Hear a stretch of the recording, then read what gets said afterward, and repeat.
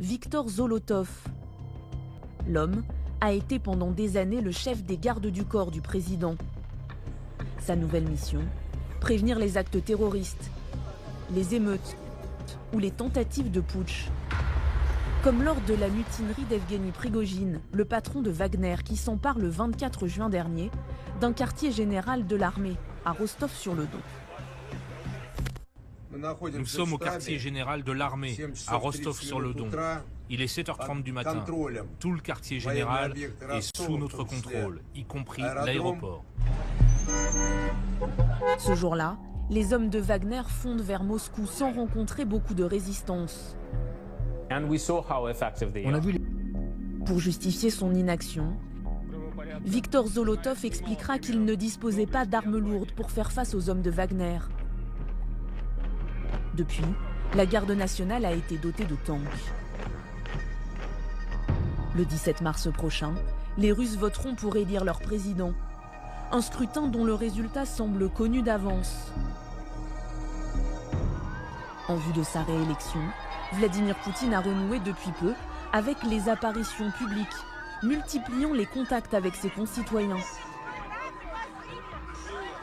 Une manière d'atténuer son image de président bunkerisé, obsédé par sa propre sécurité. Forteresse dont il fait la promotion à chaque dirigeant qu'il rencontre, comme l'Égyptien Al-Sisi ou le président ouzbek Mirziyoyev. L'enquête commence à Vilnius, en Lituanie, où de nombreux opposants russes ont trouvé refuge. Il a alors pu observer le fonctionnement de l'unité d'élite chargée de la sécurité du maître du Kremlin. Général de protection appelé FSO. Il est composé d'environ et de protéger Poutine.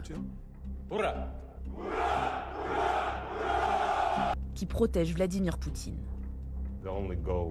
Le seul but de ce service est de fournir à Poutine tout ce dont il a besoin. Ils sont responsables de sa sécurité lors des voyages officiels, mais aussi privés. Ils s'assurent. Certains sont chargés des communications secrètes. Quelqu'un essaie de le tuer, ils seront les premiers à intervenir. Il a interviewé cet homme, Gleb Karakulov, un agent du FSO qui a déserté, pendant lesquels il était chargé de la sécurité des communications de Vladimir Poutine. En 2022, il décide de fuir avec sa famille. Que les médias appellent des bunkers. Ils n'utilisent ni Internet, ni téléphone portable.